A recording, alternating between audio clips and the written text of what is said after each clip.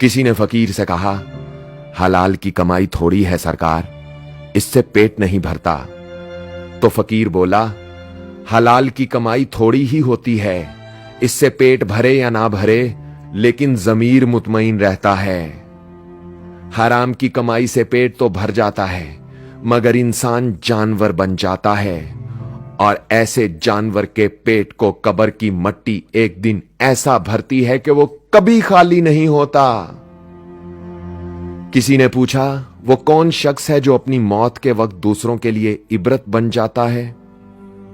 तो फकीर ने जवाब दिया, वो शख्स जो वर्दी पहनकर हल्फ उठाकर अपने ओहदे और पेशे से गद्दारी करके रिज़्क कमाता है, वो जब मरता है तो उसकी मौत बाइसे इबरत होती है।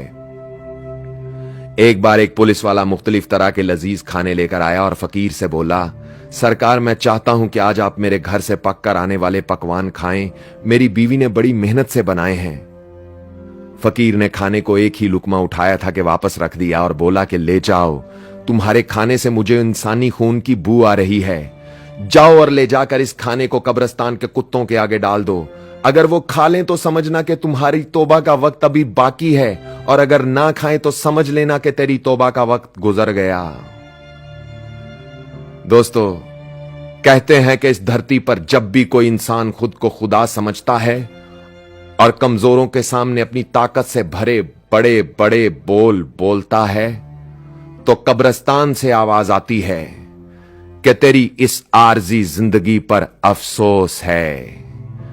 जब तू वापस पलटकर मेरे पास आएगा तो तेरे मुंह से आवाज तक ना निकलेगी।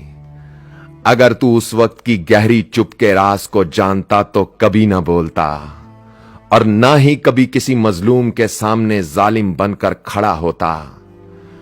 उजड़ जाते हैं वो लोग जो दूसरों के हक के नवाले छीन कर खाते हैं। बर्बाद हो जाते हैं वो बच्चे जिनका बाप रिज़्क की वजह से अपने ज़मीर का कैदी होता है।